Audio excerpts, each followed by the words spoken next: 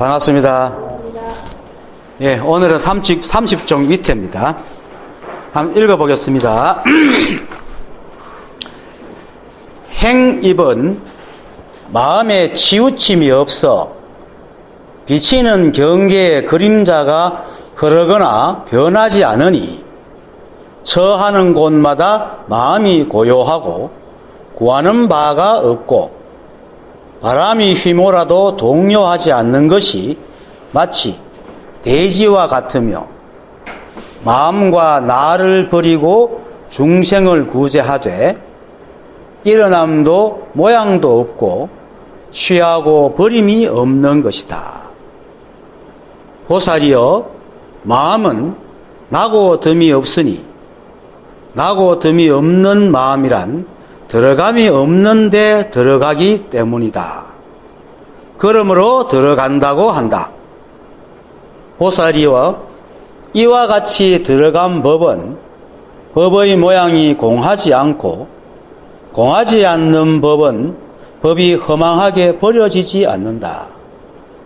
왜냐하면 없지 않는 법은 공덕을 구족하여 마음도 아니고 마음에 비친 경계의 그림자도 아닌 법의 청정함이기 때문이다.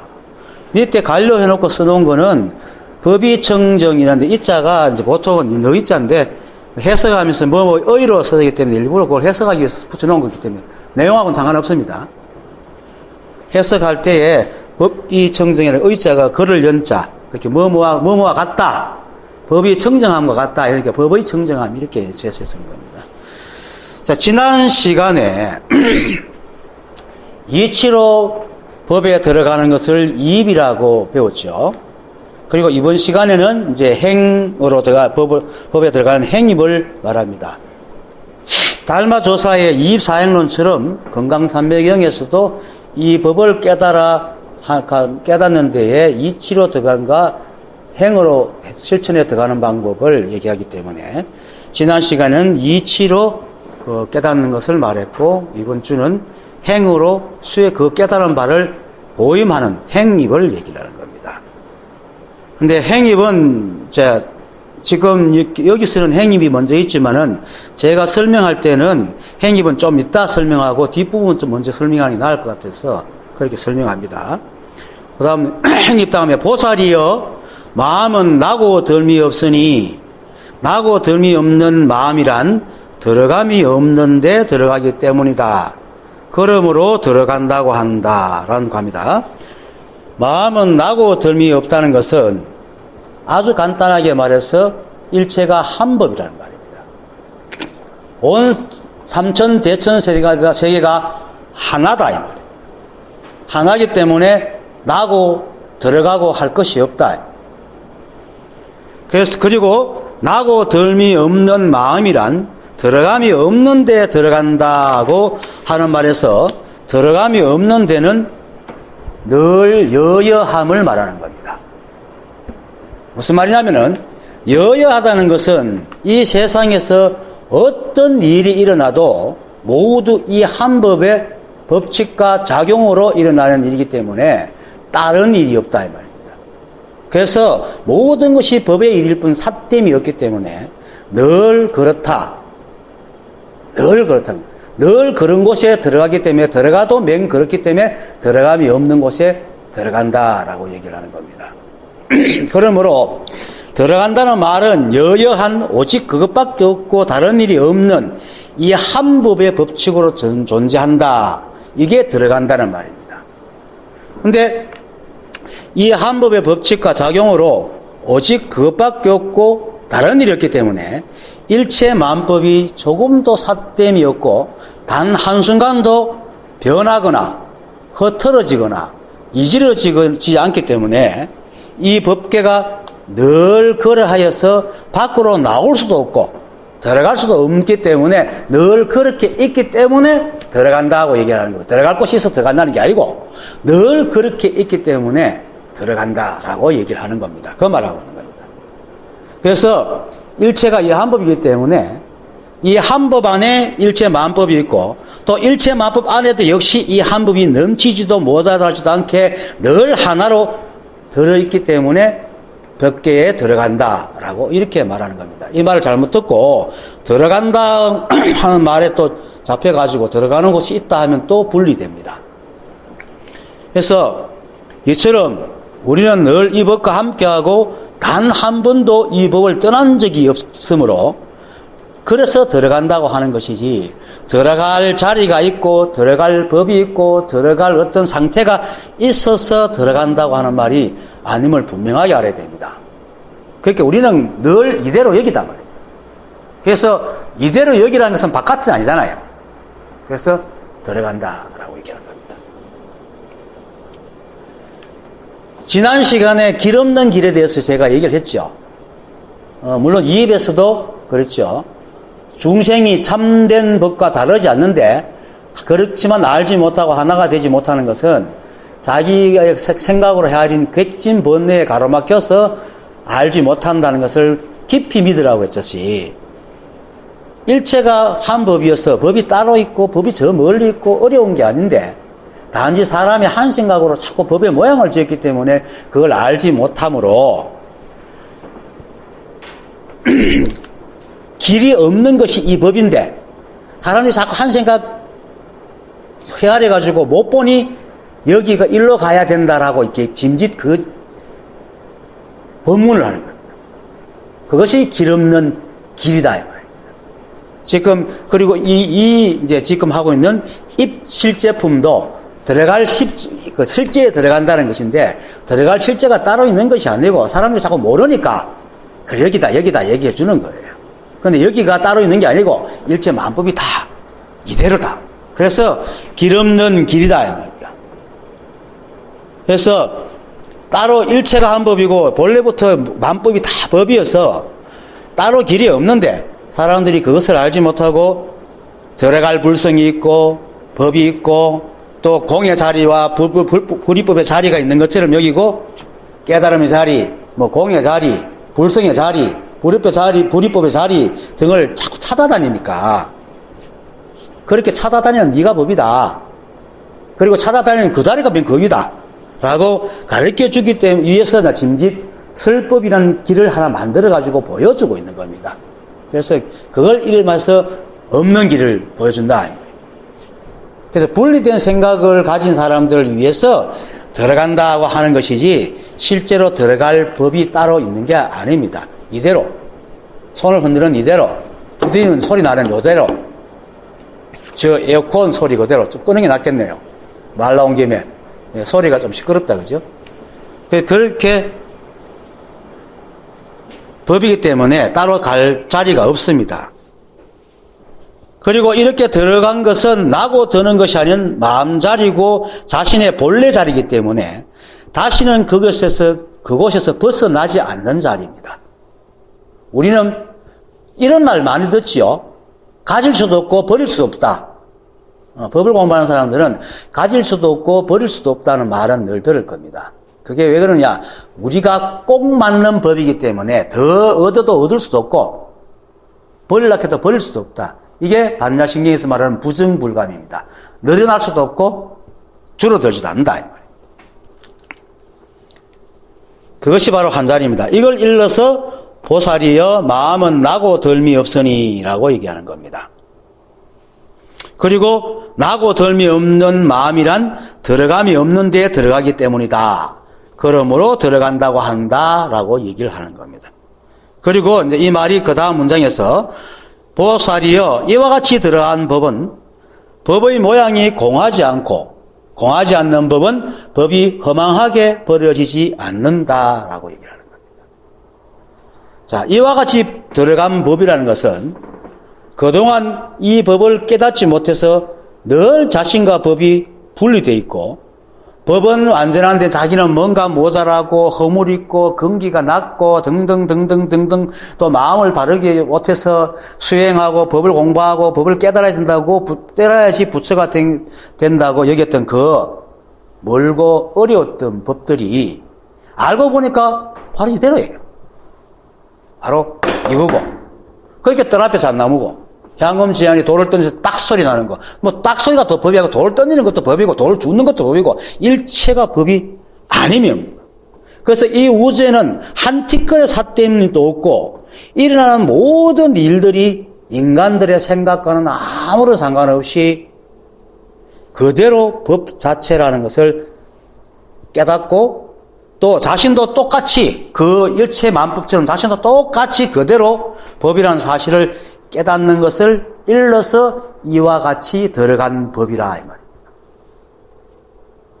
이와 같이 그렇게 한 점 의욕 없이 법이라는 생각으로 헤아려가지고 이게 법이구나 하고 들어가는 게 아니고 한 점 의욕도 없이 온통 그렇게 해인처럼 찍힘이 돼가지고 그대로 들어가는 것이 바로 이와 같이 들어간 법입니다. 생각으로 헤아려서 들어가는 법이 아니라는 말입니다. 지금 여기서 말하는 게. 그래서 이와 같이라는 것은 결국 이입과 행입을 통한 것이 이와 같은 것입니다. 비록 이제 지난 시간에 이입에 대해 설명했지만은 오늘 복습하는 의미에서 이입을 조금만 설명할게요. 그건 뭐 많이 알고.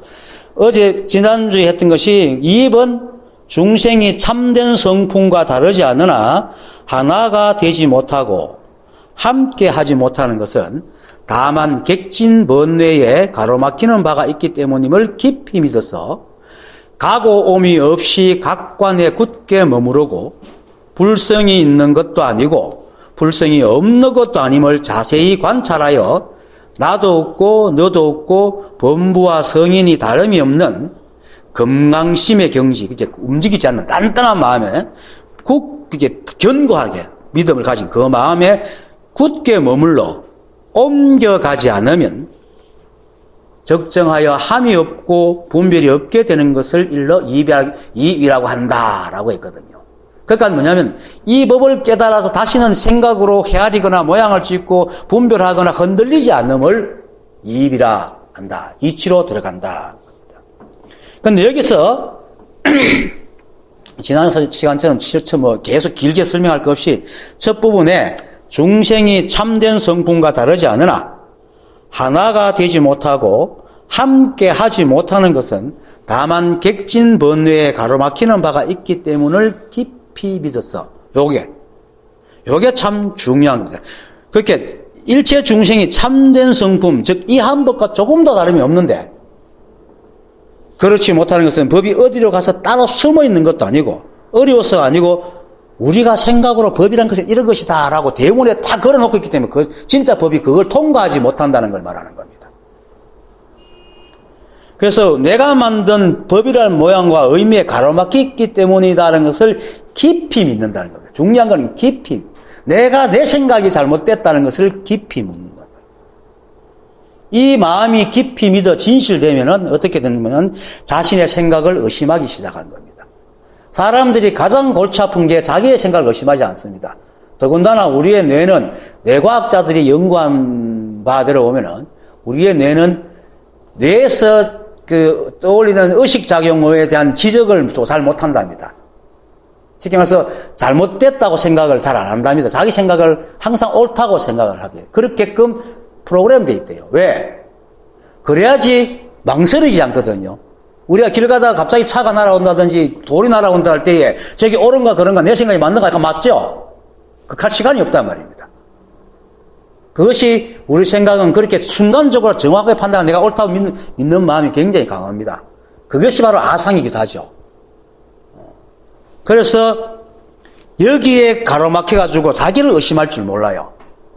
맨 처음에 모를 때는 나 모릅니다 하고 가서 배웁니다. 그런데 배우다가 조금이라도 자기 관이 딱 생기면 그때부터 그 관을 절대로 안 무너뜨리려고 그래요. 그게 잘 됐든 못 됐든. 근데 정말 그게 옳으면 왜 못 가더라고요. 지금 이 공부를 하는 사람 수십 년 공부하는 사람이 있고 수년에서 수십 년 공부하는 사람이 있는데도 불구하고 못 깨닫는 이유가 모르겠어요. 그 생각을 안 버리기 때문에. 그래서 여기서 말하는 이입이라는 것은 뭘 아는 게 아니고 이치를 아는 게 아니고 내 생각에 가려서 일체가 한 법인데 내 생각에 가려서 그것을 보지 못하고 있구나라는 사실을 분명하게 믿고 깨닫는 겁니다. 그럴 때에 자기의 생각을 의심하게 되고 아상이 줄어듭니다. 이것이 이입의 시작입니다. 이게 왜 중요하냐면은 아까도 계속 얘기했지만 사람들이 이 마음 즉 자신의 생각이 헤아려 만든 법의 모양과 의미에 딱 잡혀가 있어가지고 이 법을 보지 못하고 있거든. 그래서 이걸 내려놔야만이 비로소 선지식의 말들이 바르게 귀에 들어오고 또 선지식이 말하는 대로 믿고 따르게 되는 겁니다. 그렇지 못하면은 법을 공부하지 못해요. 그리고 그걸 내려놓지 못하면은 선지식의 말이 아무리 훌륭한 법을 설한다 하더라도 그 모든 소리를 전부 자기가 만든 법에 대입을 시킵니다. 그러니까 깨닫지 못했으면 다 이해된다 그래. 그런데 정작 물으면 엉뚱한 소리야. 왜? 자기 식대로 이해를 하고 있거든. 그래서 그러한 이해를 해놓고 그러한 모양으로 자기가 깨닫기를 바라요. 이게 참 무서운 겁니다. 지금 특히나 문자 공부하고 그 수행을 하는 사람들은 자기가 지은 그런 법의 모양으로 깨달아지기를 바라요. 그런 법이 오기를 바라요. 그 자신이 바라는 법을 찾는 데 쓸 뿐 나를 버리고 일체가 한 법인 이 자리로 쑥 들어갈 수가 없단 말입니다. 그 한 생각 때문에. 그래서 이게 굉장히 중요한 겁니다. 다른 사람들은 뭐 법이 이렇다 저렇다 어떤 공덕 이걸 얘기하는데 저는 그거는 이거 자기만 내려놓으면 절로 들어오겠어요. 일체가 한 법인데 자기만 내려놓으면 더 절로 들어오지. 그걸 굳이 공부할 필요가 없어요. 그걸 공부한다는 겁니까? 자기의 모양을 들고 백날 공부해야 그런 중요하고 거룩한 법이 전부 다 지식의 모양을 가지게 되는 겁니다. 아무짝에 쓸모가 없어요. 그래서 내가 이걸 중요하게, 이거 건강산명에서 그렇게 중요하게 얘기하고, 달마 24년수도 역시 객진법뇌, 또 객진망상에 가로막혀 벗을 보지 못하는 것을 믿는다라고 얘기를 하는 겁니다. 특히, 그 문자 공부를 많이 하는 사람일수록 이런 경향이 굉장히 심합니다. 그 사람들은요, 좀 들어보고 지하고 틀리면 탁 돌아섭니다. 근데 그런 사람 많이 봤거든요.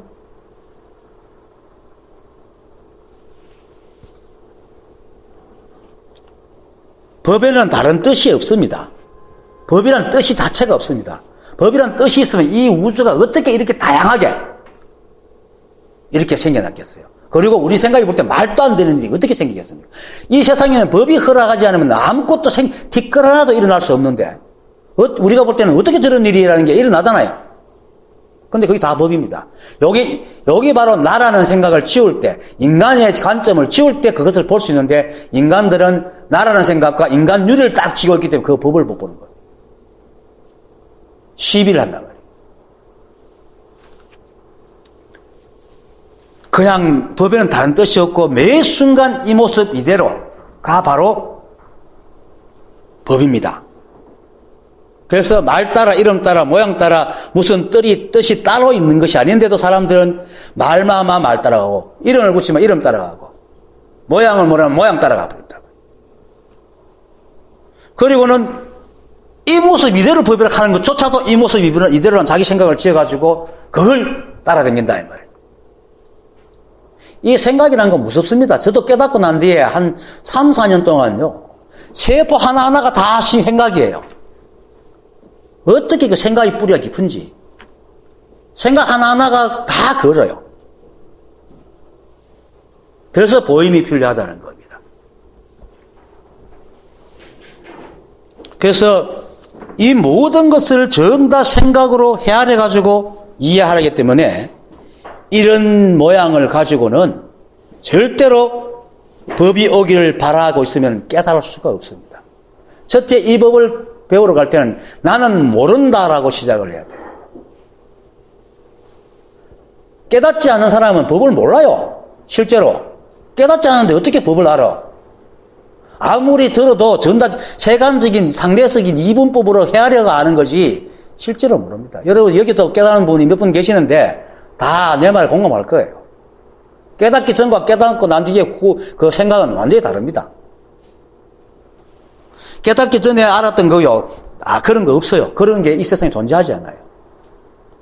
단지 한쪽만 바라보고 있기 때문에 그렇게 보는 거죠. 그래서 이런 사람들을 통칭해서 하는 말이 있습니다. 자신의 마음에 드는 법을 구하러 다니는 사람. 실제로 다 그렇습니다. 깨닫지 못할 때까지 거의가. 그런데 제한테 와가지고 1시간 만에, 2주 만에 깨달은 사람이 있어요. 여러분 몇 번 얘기가 알지만 그 사람은 이런 세계를 전혀 알지 못했던 사람이에요. 법이 뭔지 깨달음이 뭔지 뭐 반야가 뭔지 일반인이 뭔지 이런 소리 한 번도 들어본 적이 없는 사람인데 내가 말하는 대로 나중에 물으니까 나중에 너 어떻게 그럴 줄 알았나? 2주 만에 물어나한테 이렇게 선생님이 시키는 대로 했죠 이렇게 자기 생각이 하나도 없었다는 왜? 한 번도 듣도 보도 못한 생각이기 때문에 자기 생각을 굴릴 수가 없잖아. 그렇게 그대로 믿고 따라다 보니까 2주만 딱 떨어졌다. 어떤 스님은 그렇게 얘기해요. 스님들 중에 이제 깨달은 사람 중에 한 분이 스님들 중에 제일 꼴통이고 못 깨달은 사람이 성가대왕 나온 스님이라고. 이 공부는요, 내가 농담처럼 얘기하지만 공부권 길면 절대로 못 깨닫습니다. 공부권이 짧아야 공부 잘하는 겁니다. 모차르트가 모차르트 좀 가난하게 살았죠. 마누라가 하도 돈 뜯는 사람이 돼가지고 좀 가난하게 살았는데, 피아노를 레슨을 했어요. 근데 배우러 오는 학생한테 너는, 피아노 전에 친 적 있냐? 물으니까, 예, 얼마 쳤는데? 하니까 1년 쳤습니다. 그럼 네 한 달에 $20 내. 그 다음에 또 이제 보내고 또 왔어요. 그렇게 너는 피아노를 친 적이 있냐? 예, 얼마 쳤니? 저는 6개월 쳤습니다. 하니까, 그럼 넌 $10 내. 그래서 이제 세 번째 마지막에 온 놈 보고, 너 피아노 친 적이 있니? 아니요, 저는 처음 치는데, 이렇게. 그럼 너는 $1만 내. 웃기잖아요. 세속에서는 경험 있는 사람을 더 작게 받고 없는 사람 돈 더 받잖아요. 근데 옆에 집사가 톡보 이상하잖아요. 그래서 선생님 어떻게 많이 쳐본 사람이 더 쉬운데 왜 그 애들한테는 돈을 더 받고 아무것도 못하는 애한테 돈을 적게 받습니까? 하니까 모차르트가 뭔 줄 알아요? 그 잘못 배운 걸 다 뜯어고치려고 하면 얼마나 힘든 줄 알아요, 이놈아? 이 말이에요. 깨닫지 못하고 배운 법은 다 잘못된 법이에요. 생각으로 만든 법. 그걸 뜯어고치기 위해서는 스스로 내려놔야 되는 겁니다. 그래서 이 말이 중요한 겁니다. 법이 없어서 못 보는 게 아니고 내 생각에 지은 모양의 부활을 가려가서 못 본다는 사실을 분명하게 깊이 믿어야 된다. 이 말입니다.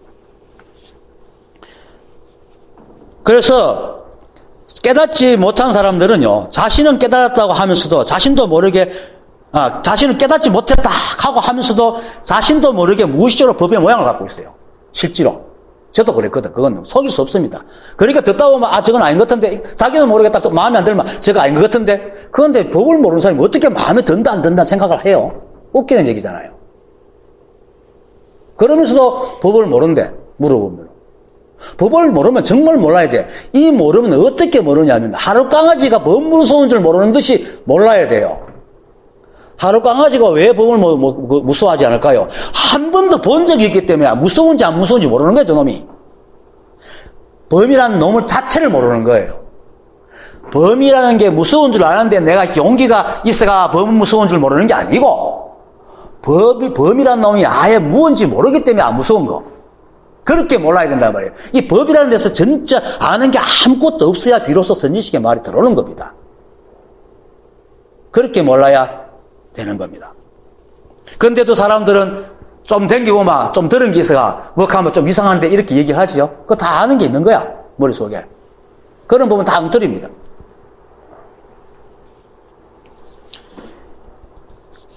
그래서 선지식의 말을 듣고는 자신에게 맞는 설법이다 아니다 하고 분별을 합니다. 이런 사람들이 대체로. 이런 사람들은 이제 대부분 법회에 소속되지 못하고 몇 번 들어보고 또 옮깁니다. 또 몇 번 들어보고 옮깁니다. 계속. 그 사람은 평생을 못 깨닫습니다. 왜? 자기가 들고 있는 법의 모양이 있기 때문에. 설사 선식이 바르게 가르쳐줘도 안 믿습니다. 사실 저도 그런 사람 만나봤지만 그렇게 돌아다니면서도 깨달았다는 소식 아직 못 들었어요. 그런 사람들이. 다시 말하면 깨닫지 못한 사람은 법에 대해서 아무것도 모릅니다. 그리고 그가 알든 모르든 일체가 법입니다. 이 법은요, 우리가 알고 모르고 하면 아무 상관이 없습니다. 왜? 내가 법이잖아요. 여러분들이 법인데 여러분이 모르는 여러분과 아는 여러분이 다릅니까? 아는 여러분은 밥 잘 먹고 모르는 여러분은 밥 안 먹습니까? 똑같단 말이에요. 이 생각과는 아무 상관이 없단 말입니다. 몰라도 법이고 알아도 법이다. 그래서 우리가 알든 모르든 일체가 다 법입니다. 그래서 어떤 사람이 할지라도 설사 부처님일지라도 모형을 지어가지고 이게 내게 맞는 법이야 라고 모양을 지으면은요 절대로 깨달을 수 없습니다. 그리고 이 우주 어디에도 그런 법도 없고 또 진정으로 깨달은 선지식은 이런 법을 설하지도 않습니다. 이렇게 법을 설하지 않습니다. 무슨 너희들 맞는 법이 있고 이런 법이 있고 이게 옳다 이렇게 가르치는 사람 전부 다 망상입니다. 건강에서 그래서 법도 없고 법 아닌 것도 없다라고 얘기를 하는 겁니다. 일체가 다 법이니까 법이라 할 것도 없잖아요. 거기 법도 없지만 일체 다 법이니까 법 아닌 것도 없는 거예요. 온통 그것밖에 없으면 그것이라 할 것도 없지만 그것 아닌 것도 없잖아요. 그것을 말하는 겁니다. 그렇기 때문에 자신에게 맞는 설법과 맞지 않는 설법을 찾아다니면은 이미 저 물 건너가는 겁니다. 절대로 깨달을 수 없습니다, 이런 사람들은. 그래서 이런 사람들을 위해 자신의 모든 생각과 지식과 법의 모양을 버리라고 하는 말이 바로 이 입에서 말하는 중생이 참된 성품과 다르지 않으나 하나가 되지 못하고 함께하지 못하는 것은 다만 객진 번뇌에 가로막히는 바가 있기 때문임을 깊이 믿어서라고 하는 겁니다. 이거는 건강삼매경에서 말하는 게 아니고 여기서만 말하는 게 아니고 달마도사 24행령에도 똑같이 말합니다. 철자 몇 개 안 틀리고 똑같이 말합니다. 왜 깨달은 사람들이 경전에서 이런 말을 하겠어요? 그리고 사실 이렇게 들어가는 것이 참된 이입입니다. 근데 이제 이렇게 말하면은 또 사람들은 또 이제 의심을 일으킵니다. 아니, 이입은 이치로 들어간다는 말인데, 아니, 지금까지 따지지 말고 이치를 따지지 말라고 하면서 왜 또 이입이라 하는가? 이렇게 물을 수도 있습니다. 그죠? 왜냐하면 이렇게 하는 것이 바른 이치이기 때문입니다. 자기 생각에 가려서 그걸 못 본다는 사실을 깊이 믿는 것이 바른 이치이기 때문입니다. 즉, 깨닫지 못하는 사람은 법에 대해서도 티끌만큼도 알지 못하는 것이 사실이기 때문에 일체의 생각으로 지은 법의 모양을 버리는 것이 참된 이치이기 때문에 이치로 들어간다라고 하는 겁니다. 그래서 이치로 들어간다는 말은 깨닫지 못한 자가 생각으로 이치를 만들었고 헤아려 들어간다는 말이 아니고 깨닫지 못한 자는 아는 바가 아무것도 없기 때문에 일체의 생각으로 헤아리는 이치를 다 버리는 것이 바른 이치다. 그렇게 들어가는 것이 이치로 들어가는 거다라고 얘기하는 게 이입입니다. 그것이 숭상스님이 오직 모를 뿐 한 거잖아요. 네. 이 법을 깨달으려는 모든 사람들이 이 사실을 반드시 깊이 명심해야 됩니다. 스스로 아는 것이 없으므로 뼈저리게 받아들여야 됩니다.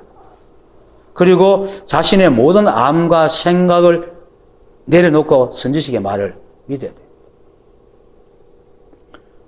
그러면 이제 이 입에 그 다음 말, 가고 오미 없이 각간에 굳고 머무르고 물성이 있는 것도 아니고 없는 것도 아님을 자세히 관찰하여 나도 없고 너도 없고 범부와 성인이 다름이 없는 건강심의 경지에 굳게 머물러 옮겨가지 않으면 적정하여 함이 없고 분별이 없게 되는 것은요, 절로 됩니다. 왜냐하면 일체가 한 법이어서 다 불성이기 때문에 불성이 있다 없다 할 것이 없고 오직 또 한 법이기 때문에 나와 너, 범부와 성인, 중생과 부처가 따로 있지 않기 때문입니다. 그리고 선지식은 이런 말을 끊임없이 합니다. 제대로 된 선지식은 이런 말만 합니다. 그래서 이것이 법이다. 이것이 법이다. 이것이 법이다 하니 범부 중생이 없잖아요. 이것이 법이다. 여기 범부 중생이 있습니까? 없단 말이에요. 그래서 그 선지식을 믿는 마음이 태상 같다면은 이런 말과 같이 마음이 되는 것은 시간 문제일 뿐, 그죠? 당연한 일입니다. 믿지 못해서. 근데 선지식을 믿고 자기를 믿지 않아야 되는데, 보통 사람들은 선지식은 이해를 하고 자기는 믿는 거야. 그러니까 못 깨닫는 거죠. 매일같이 아무것도 모르는 상태로 오세요. 그게 제일 낫습니다. 이러한 마음으로 이제 법을 깨닫는 것을 조금 전에 말했던 이와 같이 들어간 법이라 말입니다. 이와 같이 들어가야 된단 말이에요, 법은. 그리고 이제 오늘 본문의 첫 부분으로 이제 돌아가 행입. 이입과 행임으로 들어간 법이라기 때문에 행입. 행입은 마음에 치우침이 없어. 이제 읽습니다. 라는 말에 마음에 분별이 없어 바깥 경계에 반면하는 마음이 없음을 치우침이 없다라고 합니다. 사의라 합니다. 경의라고 그러는데 신무경의라고 하는데 마음에는 기울어질 경 의자할 의자거든요. 기울어 의지함이 없다. 이 말이 뭡니까? 치우침이 없다는 거예요. 치우친다는 것은 우리 마음이 치우친다는 건 물건이 치우치는 건 넘어지는 거겠죠. 그런데 넘어지는 것도 가만히 생각해 보세요. 이치대로 넘어지는 것도 뭡니까? 자기가 서 있는 것이 이렇게 넘어져야지 편하기 때문에 넘어지는 겁니다. 물건은. 그렇죠? 중력에 가까우니까. 중력에 맞아서 딱 넘어졌잖아요. 그게 바로 중력에 의지했기 때문에 넘어지는 거라. 물건가요? 사람 마음이 둘이 아닙니다. 사람들은 정신과 물질이 둘로 나누지요. 그 행하는 법칙이 똑같아요. 사람이 하는 짓 하지 마라 그러면은 대방 관성의 법칙을 일으킵니다. 확 화를 냅니다. 물건 가는 거 막아보세요. 깨끗하지? 똑같아요. 뭐 안 하다가 하락하면 끔찍끔찍하죠. 물건도 있는 걸 움직이려고 하면 쉽지 않아요. 그런 걸 가만히 생각해 보면요. 사람의 마음의 행과 물건의 행함이 비슷비슷해요. 기울어지는 거, 중력이 무겁기 때문에, 중력이 가깝기 때문에 여기 기울어지는 거예요. 치우치는 거예요. 사람의 마음도 자기가 생각하는 바 가까운 데 가잖아. 자기 좋아하는 데 가까운 데 넘어진단 말입니다. 그게 편해고. 그죠? 똑같은 거예요. 그래서 신무경의를 나는 치우침이 없다라고 해석을 했습니다. 마음에 치우침이 없다. 반연한다 이 말입니다. 반연이란 말은 칡의 넝쿨과 나무가 서로 얽혀서 올라가는 걸 반연이라는 겁니다. 그렇게 경계 대상과 내 마음이 서로 시비 분별해서 좋다 나쁘다 하고 막 얽혀가는 걸 반연이라니까 그게 치우침입니다. 그래서 일체를 한 법으로 보지 않고 모양을 따라서 마음을 내는 것을 치우친다라고 얘기하는 겁니다. 자기가 생각하고 싶은 대로 생각하고 자기가 마음에 드는 쪽으로 생각하는 걸 갖다가 치우칩니다. 이 마음은 공정한 마음, 즉 있는 그대로 보는 마음이 아니고 마치 어두운 밤길에 새끼줄을 뱀으로 착각하는 것 같은 마음이다. 지 보고 싶은 대로 보는 겁니다. 잘 놀던 넓적바위에도 부처님을 새겨놓으면 잘 못 놀죠. 그죠? 똑같은 바위인데.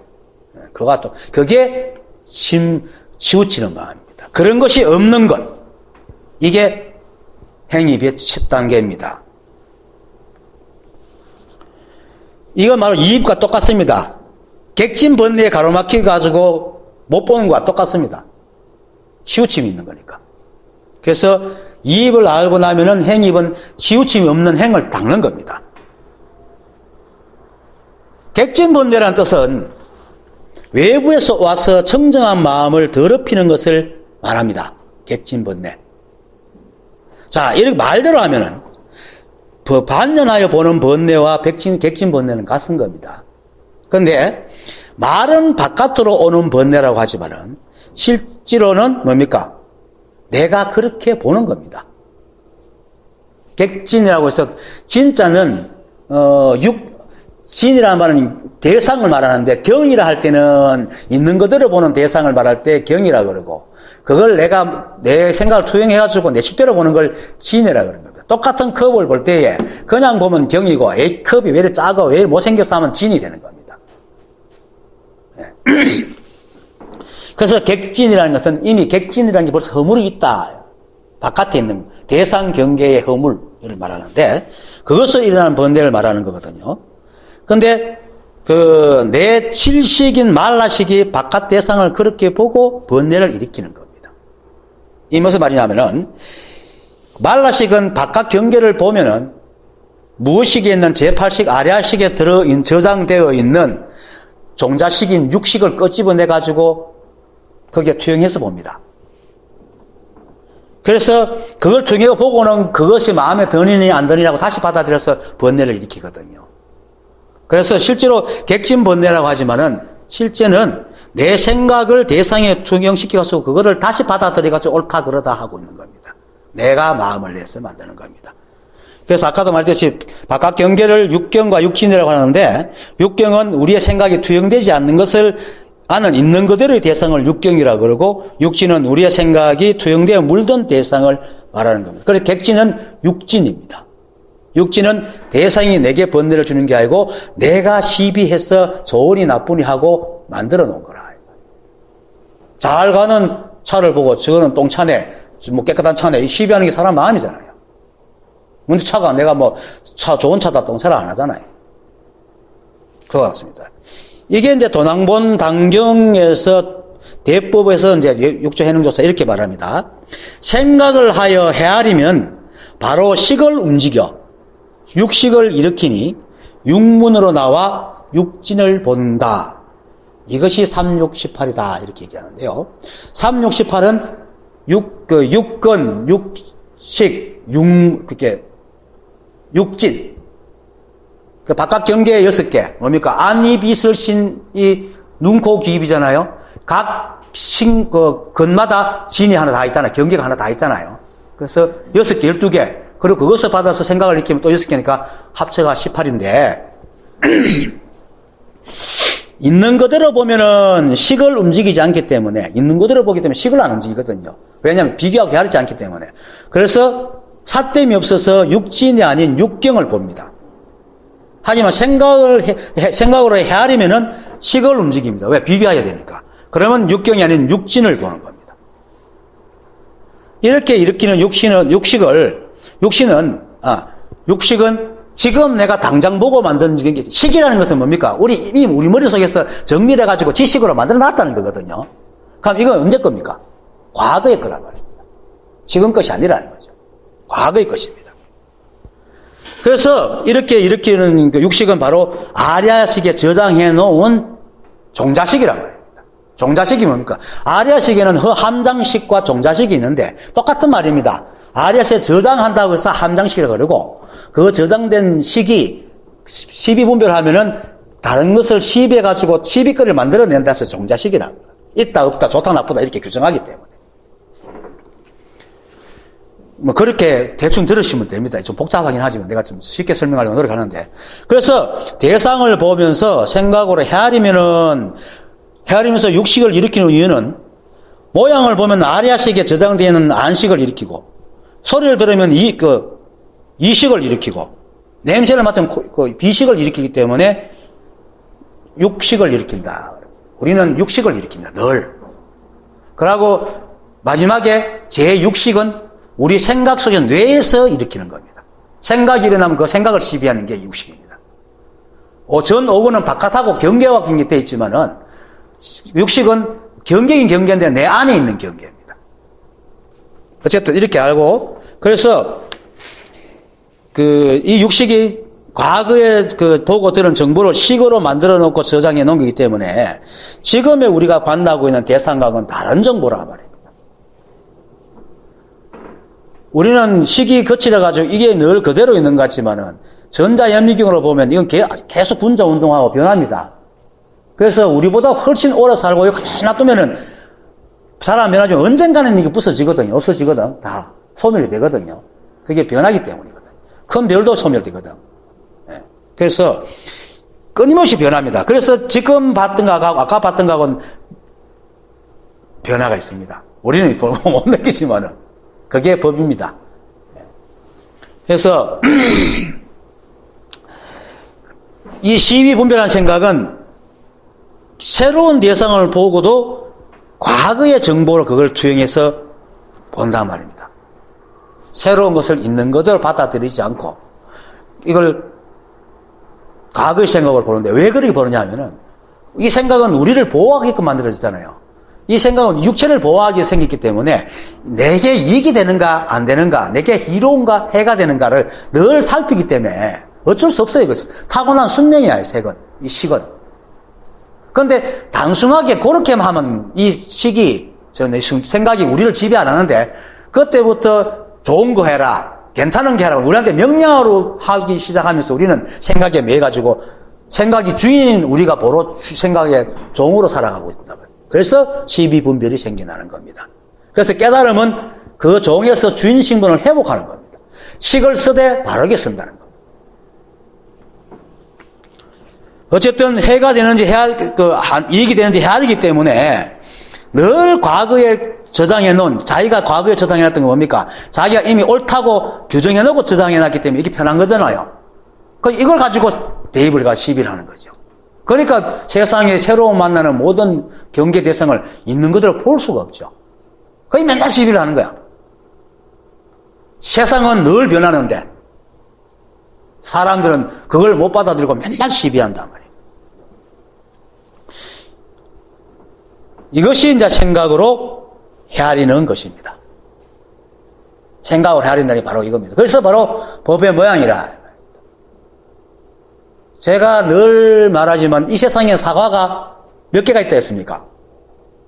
이 세상의 사과는 사과뿐만 아니라 모든 것이 다 똑같아요. 인간의 수대로 있습니다. 왜? 사람마다 각자 가지고 있는 모양이 하나씩 있거든. 사과의 모양, 컵의 모양, 그죠? 나무의 모양 다 갖고 있잖아요. 그게 바로 육식을 일으킨 겁니다. 그렇게 보는 게. 그리고는 저 나무가 왜 저래? 아니, 오시키 날씨가 왜 이래? 이렇게 한단 말이에요. 날씨가 뭐라 합니까? 인연이 되어서 그렇게 우리한테 추울 뿐인데 이놈의 날씨가 이렇게 추워서 물론 인간이가 두들댈 수 있지만 그것까지만 하면 돼요. 그것 가지고 세상 원망하면 이제 번뇌에 빠지는 거죠. 그렇게 이제 새로운 대상을 비교해서 생각을 헤아리는 건데 이렇게 일으킨 육식을 육문이라고 얘기할 때는 육건이라고 얘기할 때는 있는 그대로 볼 때 육건이라고 말하고 시비할 때는 육문이라고 얘기합니다. 그래서 육식을 일으키면은 안이빌선신이라는 육문으로 밖에 나와가지고 육경을 육진으로 보는 거죠. 그래서 물들여 본단 말입니다. 이렇게 보고는 다시 육문으로 받아들여가지고 좋으니 나쁘니 하고 시비하는 겁니다. 물론 이거 다 말입니다. 육문이니 육건이니 육진이니 육경이 다 말입니다. 하지만 이제 설명하기 위해서 이름을 붙여놨기 때문에 이것도 이제 세간이지만 여기에 매일 필요는 없습니다. 그 뜻만 알아면 되니까. 또 한 30년, 40년 아니면 50년, 100년 후에는 이때 봤더니 이걸 이렇게 말하지 마 저렇게 말하자 하면 또 그렇게 되겠죠. 말이기 때문에. 어쨌든 사람이 대상을 있는 그대로 보면은 아리아식이 있는 육식이 움직일 필요가 없습니다. 움직이지 않습니다. 왜냐하면 비교할 필요가 없기 때문에. 과거의 식을 일으킬 필요가 없죠. 그래서 그 순수한 인식작용만 있는 겁니다. 이게 바로 오온입니다. 첫째 오온. 색수상행식. 색수상행식. 이게 첫 번째 순수한 인식작용인데, 그 다음부터 이렇게 해서 사과라는 식을 하나 일으키고 나면은, 그 다음에 색수상이 아니고 상수상행식으로 바라봅니다. 딱 보면서 색이 아니고 이미 자기가 지은 상을 딱 봅니다. 사과네? 하고 봅니다. 그건 수상행식하는 사과가 왜 저래? 그때부터 이미 물들었다. 이것이 이 순수한 인식작용이 아닌 생각으로 헤아리는 작용입니다. 우리는 그렇게 살잖아요, 늘. 처음 보는 것에 대해서는 시비 안 합니다. 그죠? 처음 보는 걸 가지고 시비하는 사람은 아무것도 없습니다. 왜? 처음 보기 때문에. 순수한 인식작용만 있거든요. 그건 비교하는 마음이 없기 때문에. 그래서 우리가 번뇌에 드는 이유는 비교하기 때문에 번뇌가 들거든요. 번뇌에 들거든. 물론 그렇다고 비교하지 말라는 건 아닙니다. 단순하게 그렇게 비교만 하고 끝나지 그걸 갖다고 다시 2차에 두 번째 화살을 맞지 말라는 얘기입니다. 부처님께서 그렇게 얘기하잖아요. 첫 번째 화살, 두 번째 화살. 첫 번째 화살은 때리니까 아파. 그리고는 보고는, 저 사람이 왜 그래? 나 모르고 때렸다. 아이고, 미안해. 하면 알았어. 그런데 네가, 그래서 또 이놈이 가만히 두 번째 화살을 맞는 거죠. 길 가다가 가시를 밟았어. 아프다 하는 것으로 거치면 됐겠다. 어떤 놈이 가시를 갖다 놔고 이 가만히 두 번째 화살을 맞는 거예요. 그런 겁니다. 이쁜 꽃이 있어. 이쁘다. 여기까지는 괜찮은데 여기서 집착을 이렇게 가지고 저거 꽃은 내가 가져가야지. 저 꽃을 내가 못 얻으면 난 안 돼. 이런 것이 2차 화살이란 말입니다. 두 번째 화살을 맞지 말아요. 우리는 어쨌든 일체가 한 법이지만 그래도 육체를 가지고 모양을 지니고 있는 몸이기 때문에 사회와 더불어 살아야 되기 때문에 1차 화살은 어떻게 첫 번째 화살을 맞을 수밖에 없어요. 그것까지도 없애려고 하면 그건 정말로 아무것도 없는 공에 들어가려고 하는 거예요. 무기공에 들어가려고 하는 겁니다. 다만 두 번째 화살을 맞지 말아야 돼요. 그리고 또 두 번째 화살을 또 맞았다 치자. 자기도 모르게. 그럼 또 그것으로 끝내야 됩니다. 그것이 다음 첫 번째 화살로 끝나는 거예요. 그렇게 하는 것입니다. 그런데 이걸 끝까지 4개 맞추려고 하면은 아리아식인 육식이 이제 발동을 합니다. 그리고 육무로 나아가 대상이 육경에다가 덮으시어 육진을 만들고 다시 받아들여 가지고 오만상 시비를 하는 겁니다. 이게 바로 반년하는 것이고 객진번뇌입니다. 그래서 이 입에서 객진번뇌 때문에 우리가 법을 깨닫지 못하는 이치를 깨닫고 행위에서는 밖으로 반년하는 행위를 하지 않아 시비분별을 하지 않는 것이 이입과 행입으로 들어가는 첫 단계다 이 말입니다. 그 다음에 지금까지 말하는 밖으로 반연하는 행위를 하지 않는 것이 바로 이제 마음의 치우침이 없는 것이고, 그 다음에 비치는 경계의 그림자가 흐르거나 변하지 않는 것. 경계의 그림자라고 하는 것은 부처님께서 원각경 문수보살장 제1에 보면 이렇게 말합니다. 어떤 것이 무명인가? 선남자여 일체 중생이 시작이 없는 때로부터 갖가지로 뒤바뀐 것이 마치 어리석은 사람이 사방을 장소를 바꾼 것 같아서 사대를 망령되이 몸이라 하고. 사실 우리 몸이 없죠? 다 모였잖아요. 이것이 다 할 게 아무것도 천다 인연으로 모이고 계속 변해가는 겁니다. 그 몸이라 할 게 없어요. 그때 몸은 있지만 찰나간의 몸이 있지만 계속 변해가거든. 재밌는 것이 찰락할 때 찰자가 무슨 찰자인 줄 압니까? 절찰자입니다. 절찰자에 어찌나를 붙여 찰나입니다. 절이 어쩌나 이게 찰나입니다. 그게 무슨 말인가 하면 절이란 말은 다른 말로 불국토입니다. 그죠? 절은 이 법이 있는 곳이잖아요. 그 넓히면 이 우주 삼천대천세가 바로 찰입니다. 이게 매 순간만 존재한다는 게 찰나예요. 그래서 옛사람이 찰나에 절찰자를 썼다는 게 정말 슬기로운 말이에요. 내가 볼 때 깜짝 놀라서 와 대단하다. 이 우주는 매 순간만 존재합니다. 그것이 끊임없이 이어지고 있어요. 그래서 머무는 모양이 없습니다. 그래서 모양으로 헤아리지 마라. 그러니까 경계의 그림자, 자, 사대를 망령이 오히려 이게 몸이다 하고는 이게 진짜로 있는, 영원히 변치 않는 몸이라고 생각하지 아니다. 끊임없이 변합니다. 그리고 그 다음 말이 중요한데, 육진으로 인연된 그림자. 방금 육진 배웠죠? 대상 경계를 보고 생각을 일으켜서 오염되어 놓은 그것을 받아들이고 그 받아들인 것을 마음이라 여긴다 이 말입니다. 그것을 육진으로 인연된 그림자. 인연된 그림자가 바로 뭐냐면 육진을 보고 받아들인 그것을 인연된 그림자라고 합니다. 이걸 마음으로 삼는다. 비유하면 병든 눈이 허공에서 꽃이나 제2의 달을 보는 것 같다. 눈병들만 노랗게 보이잖아요. 헛꽃이 보이죠? 눈에 한 방 맞아도 별이 보이잖아요. 눈병 들면은 뭐가 두 개로 보이죠? 헛게 보인단 말이에요. 그게 바로 우리 생각으로 헛것을 보고 있다. 육진에 물든 인연 그림자. 그래서 경계의 그림자가 바로 뭡니까? 경계가 육지잖아요. 경계의 그림자가 흐르거나 변하지 않는다. 이 말입니다. 그렇게 이것이 경계의 그림자는 대상을 보고 생각으로 헤아려 규정하는 모양이 바로 대상의 그림자인데 이 모양은 실상이 아니고 생각으로 지은 모양이기 때문에 만약에 마음으로 헤아려서 법을 보면 그 경계가 계속 흐르겠죠. 이랬다 저랬다 하고 지 마음에 들었다 안 들었다 하고 그러겠죠. 그런데 그런 마음이 없으니까 흐르거나 변하지 않는다. 그냥 흐르거나 변하지 않는다는 말은 매 순간 흘러간다는 말이 아니고 매 순간도 내 생각이 이랬다 저랬다 한다 이 말이에요. 그런데 흐르거나 변하지 않는다는 말은 매 순간 있는 그대로 있다. 경계가. 그 말하는 겁니다. 그것은 바로 이 입에서 가고 오미 없이 각간에 굳게 머무르고 불성이 있는 것도 아니고 없는 것도 아님을 자세히 관찰하는 것과 같은 겁니다. 그게 행으로 행하는 겁니다. 시비하지 않고 그 경계를 따라 흘러가 댕기지 않는다. 이 말이에요. 모양을 따라. 그래서 이미 이치로 가고 오미가 불성이 있고 없음을 다 알고 일체가 한 부분을 분명히 알았기 때문에 일체의 시비 분별을 다 여의어서 진리니 진리가 아니니 하는 것 자체가 없는 것을 알았기 때문에 그렇게 반년하는 경계의 그림자가 내한테 비치지 않는다. 그건 말을 이렇게 해도 대상을 왜곡시켜 보지 않고 내가 보고 싶은 대로 보지 않는다. 이런 말입니다. 이 말이. 이것이 바로 비치는 경계의 그림자가 흐르거나 변하지 않는다라고 합니다.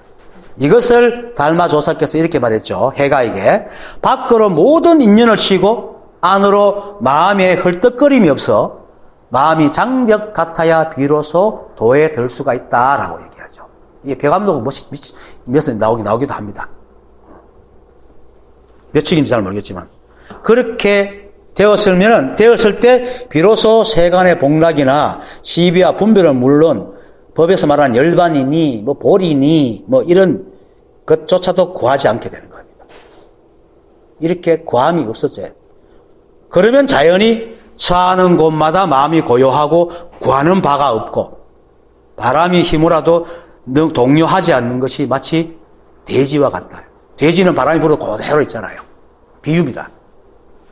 그래서 이렇게 된 자는 이제 자기를 위한 공부가 다 된 겁니다. 이제는 흔들림이 없기 때문에. 자리의 공부가 다 돼서 이제는 이타가 남았습니다. 그러면 자연히 이제 다른 일들의 자유와 평화를 위해 행동하기 시작하는 것이 바로 마음과 나를 버리고 중생을 구제하는 겁니다.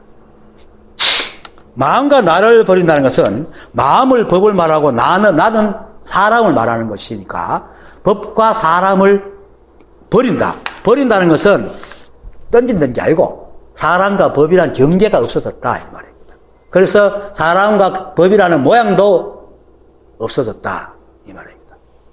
이렇게 모든 모양이 사라지니까 자연히 시비할 건덕지가 없잖아. 마음이 어떤 티끌도 남아있지 않기 때문에 어떤 시비도 없고 분별도 없기 때문에 타인을 나와 같이 여기서 구제할 수 있는 겁니다.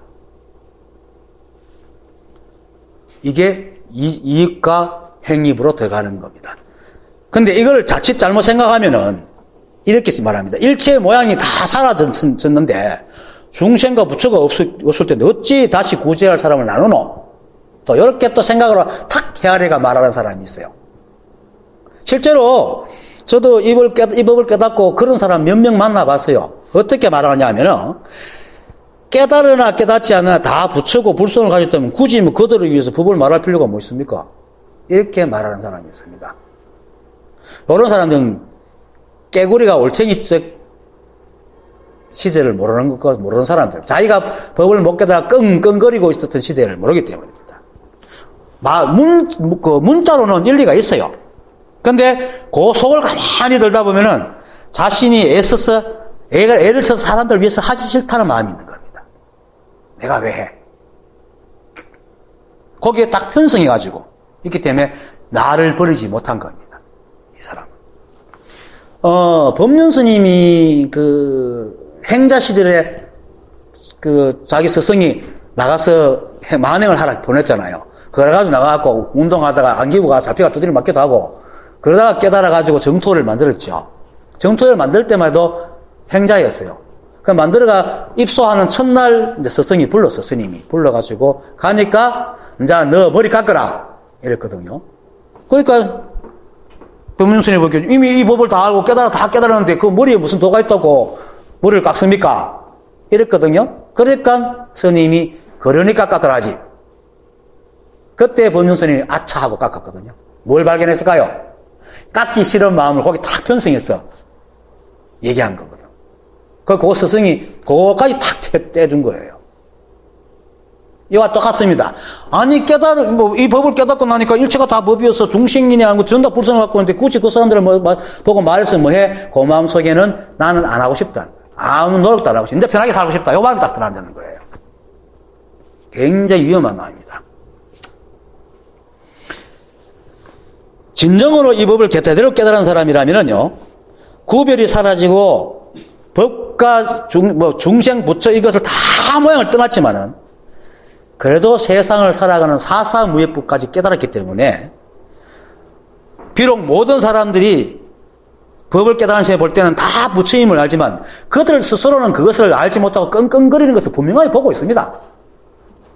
그렇기 때문에 중생을 구하려는 마음을 내는 겁니다. 이것이 진짜로 다 아는 사람입니다.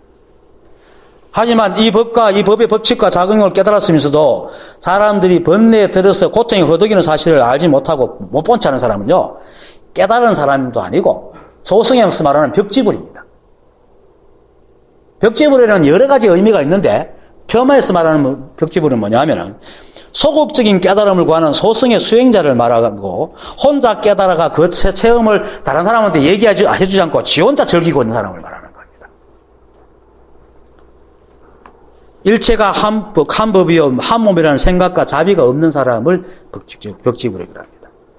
어쨌든 이렇게 일체가 한 법임을 분명하게 깨닫고 또 자신이 부처임을 깨달아서 모든 존재들이 다 부처인데도 불구하고 스스로 객진 번뇌에 가로막혀서 그것을 알지 못하는 것을 알아서 그들의 눈을 열어주려는 마음을 내는 것을 일러 마음과 나를 버리고 중생을 구제하는 것입니다. 이까지 가야 공부가 끝나는 겁니다. 물론 이것도 인연이겠죠. 어떻게 저처럼 법회를 열어서 말해주는 것도 있지만 소소하게 개인적으로 만나서 얘기도 해줄 수 있고 여러 가지 방법이 있죠. 하지만 또 경계해야 될 게 이렇게 중생을 구제하지만은 그 마음속에 다시 불성과 깨달은 자의 모습이 있으면 아직도 안 됩니다. 그것까지 없었어야 됩니다. 태양이 우리한테 비칠 때 내가 너희들한테 따뜻하게 비치게 하고 있으니까 얼마나 내 힘이 좋노 이렇게 안 비치잖아요. 그와 같은 겁니다. 깨달은 사람이 하는 거는 자기가 한다는 생각을 합니다. 인연이 되니까 안타까워서 그냥 말해줄 뿐이지 내가 중생을 제도한다는 생각을 안 합니다. 절대로. 그래서 과거에 자신도 번뇌에 허덕인 사람과 똑같이 보고 아무리 번뇌와 고통 속에 뒹굴더라도 내하고 똑같은 부처임을 알기 때문에 자신에게 법을 구하러 온 사람들은 내치거나 이렇게 튕기질 않는다. 그래서 이제 이름함도 없고 모양도 없고 취함도 버림도 없다라고 얘기합니다. 여기까지가 이제 행으로 실천에 들어가는 행위비요 깨달음의 완성 단계입니다. 이렇게 이익과 행위로 들어간 것이 바로 이제 보살이요. 이와 같이 들어간 법은 법의 모양이 공하지 않고 공하지 않는 법은 법이 허망하게 버려지지 않는다 할 때 이와 같이 들어간 법이라 말입니다. 행입과 이입으로 들어간 법. 그냥 어설프게 알아듣는 게 아니고. 그래서 이 법은 사람들의 생각으로 헤아릴 수 없기 때문에 공하다고 하지만은 일체가 이 진실한 법으로 생겨나서 너와 내가 없고 진속이 없고 법과 법 아님이 없는 오직 한 법의 세상이면서도 또 일체만법이 전다 이 한 법의 법칙과 작용으로 엄정하고 평등하게 흘러가고 온갖 꽃으로 이렇게 아름답게 장식한 하음색이기 때문에 법의 모양이 공하지 않습니다. 그래서 법의 모양이 공하지 않고 공하지 않는 법은 허망하게 버려지지 않는다라고 하는 겁니다. 이 말은 일체만법이 모두 이 한 법으로 생겨나서 또 이 한 법의 법칙과 작용으로 변하고 흘러가기 때문에 드러난 법도 삿된 것이 없고 이 법 또한 공한 것이 공하지 않기 때문에 우리가 비록 못 본다고 해서 없는 게 아니거든요. 공하지 않기 때문에 비록 모양이 없어 공하다고 하지만 우리가 직접 볼 수 없다고 해서 없다고 할 수 있는 허망한 법이 아니다. 이 말하는 겁니다. 이 말은 왜 하냐면은 사람들이 가끔씩 보면 눈이 안 보이고 또 실제로 실감을 못 하니까 법이 밥 먹어주나? 이런 말 많이 하죠. 이런 말 한 번씩 들어봤을 거예요. 법이 뭐 밥 먹어주나? 뭐 도덕이 밥 먹어주나? 이런 사람 하는 말도 있고 특히 또 사회운동하는 사람들 사회 정의를 부르짖는 사람들이 볼 때에 이 법을 얘기하면은 굉장히 불쾌하게 생각합니다. 어떻게 법이라는 것이 말이야. 인간 사회, 인간의 정의를 안 세우고 말이지. 악도 법이라 하고, 선도 법이라 하고, 다 법이라 하냐. 그래서 예수 그리스도가 못 박혀 죽었잖아요. 결국은. 달마조사도 그렇게 죽었고. 그리고 또 법이 있는데 세상이 왜 이런 거야? 라고 이렇게 원망을 합니다. 이거는 이 법을 인간의 생각과 윤리와 법으로 왜곡시켜 해석하기 때문에 이런 말을 하는 겁니다. 그런데 실제로는 이 우주에 있는 거는 티끌 한 점도 삿됨이 없습니다. 다 인연입니다. 그래서 육조 스님께서 자성에 청정하여 악한 생각을 하면 악한 행을 하게 하고 선한 생각을 하면 선한 행동을 하게 한다라고 육조 행동조사가 청정법신불에 대해서 얘기를 했죠. 이 법은 정말로 완전 객관적인 심판입니다. 그냥 있는 대로 되어줍니다. 악한 놈이 이긴다고 니 틀려서 악하고 선한 놈이 이긴다고 잘한다 않게. 그리고 선하다 악하다는 것은 뭡니까? 인간의 입장에서 본 것이지. 이 우주 전체 법에서 볼 때는 그냥 하나의 연기작용일 뿐이에요. 물론 그렇다고 해서 밖에 나가서 사람을 죽여 일어나는 얘기는 아닙니다. 또 사사의 모의가 있기 때문에 하지만은 그러한 일이 일어나도 거기에 마음의 동요를 일으키지 말아라. 다만 그렇게 사람답지 못한 행을 사람에게 하는 사람들에게 대해서 오히려 그런 인연으로만 밖에 살아오지 못함을 오히려 안타깝게 생각하는 것이 깨달은 사람의 행위입니다. 미워하고 욕하는 게 아니고. 그 다음에 그래서 그 다음 말입니다. 왜냐하면은 잊지 않는 법은 공덕을 구속하여 마음도 아니고 마음에 비친 경계의 그림자도 아닌 법의 청정함이기 때문이다. 왜 없지 않는 법이라고 하는데 왜 없지 않는 법이라 하면은 사람들이 법의 모양을 생각으로 해서 그것을 보려고 애쓰면서 법이 있느니 없느니 하는 겁니다. 그래서 그런 법은 없어 이렇게 얘기해요. 그래서 없는. 그런데 없다고 하지만 없지 않는 법이란 말입니다. 이 세상이 이렇게 온갖 꽃으로 장식된 정원처럼 다양하게 생겨나고 이 생겨난 것들이 한 점 그 법칙을 어리잡고 이 연기법에 의해서 정확하게 흘러가는데 어찌 이 법이 없다고 하겠습니까?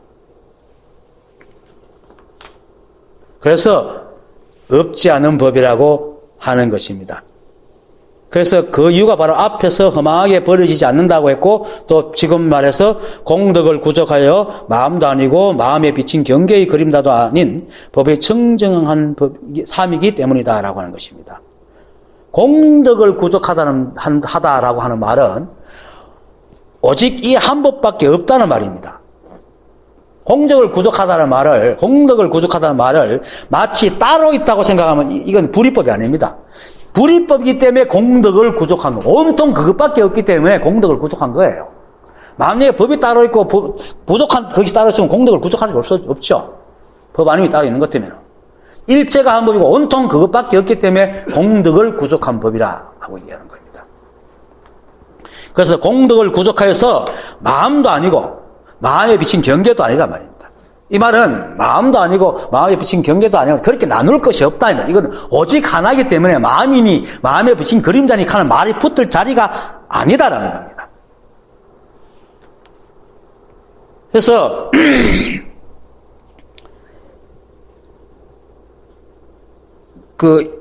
지난 시간에 우리가 아무리 깊이 깨닫고 또 과학으로 이 우주의 근본을 밝히더라도 이 법의 법칙과 근본을 바꿀 수가 없다고 얘기했죠, 제가. 작용을. 이 말과 같은 말입니다. 공덕을 구속했다는 말은.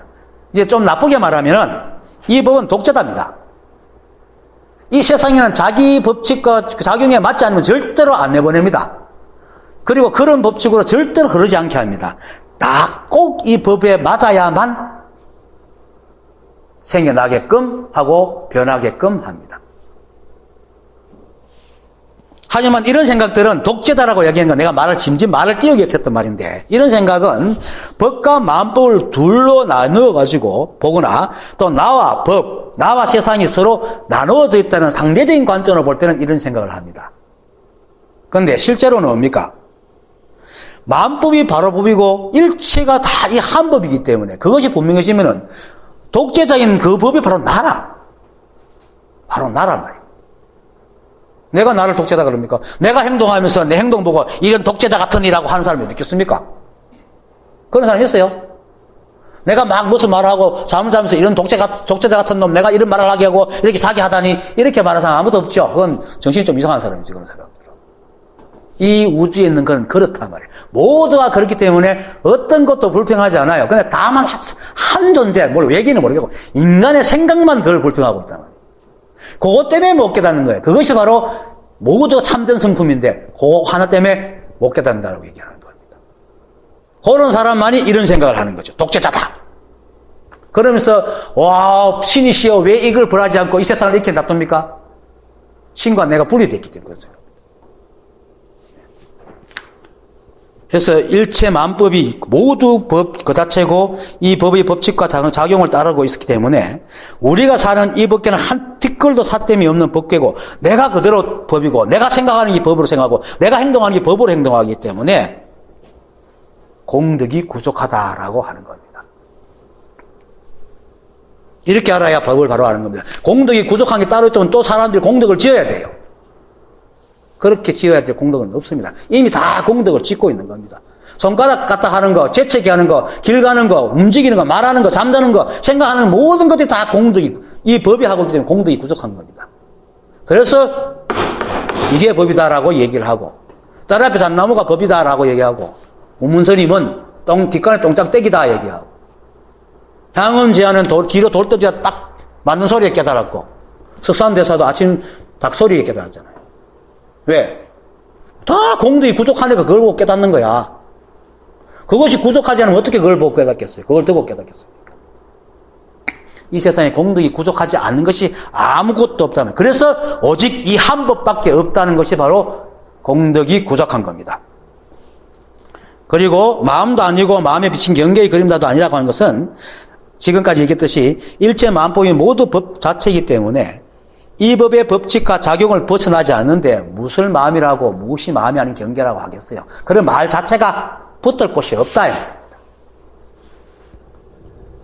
그런데 이렇게 나누는 건 누가 합니까? 아까 우리 생각이 하고 있는 겁니다. 그래서 이입과 행입으로 들어가서 이 법을 깨달은 자에게는 그런 생각을 하지 않기 때문에 이 우주가 한 점이 삿됨이 없는 세상입니다. 그래서 행입을 마치고 다음 말인 보살이여부터 쭉 끝까지 말은 전다 이 법을 깨달은 사람이 보는 세상이고 법의 세계입니다. 깨달으면 이렇게 본다 말입니다. 그리고 이렇게 봐야 제대로 깨달은 사람입니다. 이렇게 일체가 한 법인 이 세상의 이사모해와 사사모해를 다 깨달은 사람에게는 일체의 모든 세상이 청정하지 않음이 없죠. 그것이 바로 그 이유는 뭡니까? 바로 법이 청정함이기 때문입니다. 법이 청정하지 않으면 우리가 아무리 깨달아도 그 삿됨이 있다 없다 뭐 이런 게 청정하다 이런 생각도 할 수가 없어요. 청정하기 때문에 우리 그렇게 생각하고 그렇게 아는 겁니다. 이건 법이 본래 그렇기 때문입니다. 이게 바로 여여함입니다. 여여함. 지난번에 우리가 장어를 잘 얻어먹었던 망공이가 그가 물었던 사자가 물소를 잡아먹고 있는데 물소가 도망가는 건 어떻게 봅니까? 그게 여여한 거예요. 사자가 물소 안 잡으면 어떻게 살아가겠어요? 그러면 어떻게 그게 그러면 여유고 그럼 물소가 풀 뜯어먹는 것도 안 돼. 풀은 생명 아닙니까? 풀은 거라면 또 사람 죽은 동물 죽은 걸 약물 빨아들이잖아. 이 우주는 닫힌 우주이기 때문에 자급자족을 해야 돼요. 그래서 남의 생명을 빼앗아 살아갈 수 있는 것이다. 그런데 이걸 너와 나로 나눠보면 남의 생명이지만 일체가 한 법이면은 그게 바로 법의 순환구조란 말입니다. 그러니까 그게 진리지. 그래서 망공이 쑥 빠졌잖아. 그 덕분에 우리가 장어도 잘 얻어먹고요. 공덕이 원만합니다. 어쨌든 일체가 본래 그러한 것, 이게 여야입니다. 이렇게 할 때 세상에 어떠한 일이 일어나도 그냥 그럴 뿐인 세상이 되고 그런 마음이 늘 여야한 겁니다. 이것이 법의 세계고 실상의 세계이며 인간들의 시비분별과 아무런 상관이 없는 우리가 사는 실제 세상입니다. 우리가 아무리 시비해도 죽을 때 되면 죽지 안 죽습니까? 나이 들 때 되면 나이 들지 안 됩니까? 밥 먹으면 때가 되면 응가를 하러 가지 안 하는 게 아니잖아요. 우리 생각은 아무 상관없어요. 우리 생각이 얼마나 보잘것없다고. 내가 그랬잖아요. 계단을 내려갈 때 1cm만 틀려도 얼마나 한다고. 이 생각은 자기가 경험했던 속에서만 대장질하지 경험하지 못했던 데 가면은 아무것도 할 수 없는 게 이 생각이에요. 그걸 우리는 믿고 살다나. 그걸 믿지 말라고. 우리가 사는 세상은 이 생각이 가는 게 아니고 이 법이 가는 겁니다. 그래서 내가 손을 흔들고 탁자 치고 이것이다 라고 하는 겁니다. 그래서 이 세상은 오직 한 법이며 온통 한 법이며 일제만법이 모두 청정해서 본래 그러한 부처의 세계고 부처입니다. 그래서 또 말합니다. 일체가 한 법이다. 내가 부처다 라는 말을 계속 끊임없이 되냈어요. 화두를 들고 수십 년 앉아있는 것보다도 이 두 마디에 온 마음을 기울이면은 내가 장담하건대 멀지 않는 시간에 반드시 좋은 소식이 있을 겁니다. 예, 오늘 법회 마치겠습니다.